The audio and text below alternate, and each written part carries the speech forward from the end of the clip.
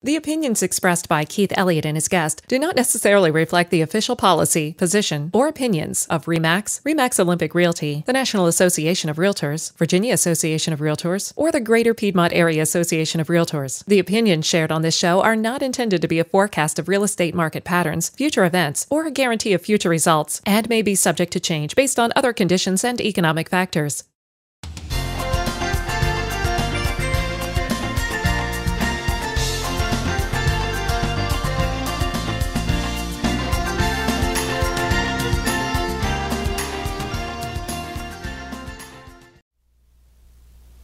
Hi, I'm Keith, and today I'll be giving you an overview of the material you will need to have prepared if you're seeking private financing to purchase real estate.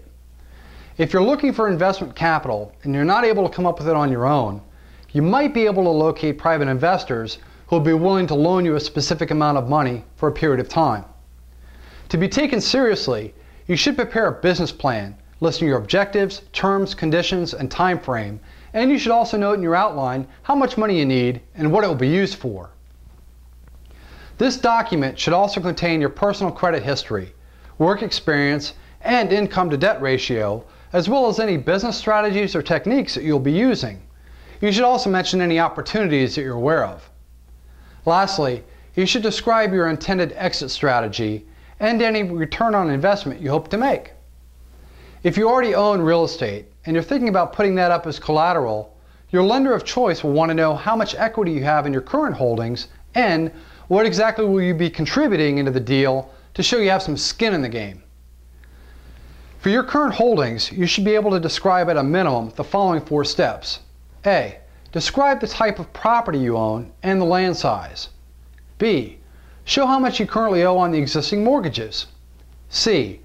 Show how much you pay for taxes and insurance, as well as any other additional out-of-pocket expenses. And lastly, D. Show how much you collect on rent each month. Income is very important.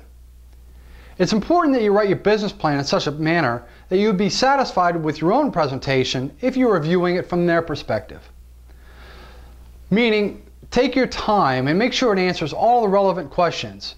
In the end, if you're not satisfied reading it, chances are your lender of choice is not going to like it either. And they're not going to see your plan as a viable investment opportunity, and they won't lend you the money you need. Flash forward. Let's say you've completed your business plan, it looks really good, and you're now ready to meet with private investors. How do you establish contact? Well, there are many ways to do this. You could try newspaper ads, participating in real estate investor clubs, business networking groups. You could talk to accountants, financial planners, wealth managers, and anybody else you can think of who might be interested in diversifying their current investments with real estate holdings. Now, once the private investors are on board, you must deliver as agreed.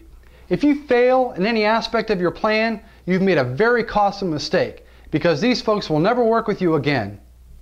Stay sharp and keep them updated the moment any milestones are reached. By showing that you're aggressive and accountable, you'll not only gain their respect, but they may in turn volunteer more money for you to invest. A few words now about hard money lenders. Hard money lenders, or kneecappers, as they're often referred to in the industry, they'll gladly lend you just about any amount of money, from $1 million up to $50 million, provided the interest rate is somewhere between 12 and 18%, and that can be based on interest-only term with no prepayment penalty. As far as loan to value is concerned, expect any amount up to 65% with the occasional 100% on a construction budget. They may charge you a funding fee of somewhere between 0 and 13%, and that can be taken out from closing when the loan proceeds. Hard money lenders can usually close within 2 weeks, provided you have mutually agreed upon the terms and conditions in writing. So in closing, I want to say thank you for taking the time out of your busy day to watch my video. I hope this gave you a chance to learn a little bit about hard money lenders and what they will expect of you. If you've had any experiences related to this topic, I'd love to hear from you. Feel free to send me a private message or leave a comment down below. Thank you for watching and have a great day.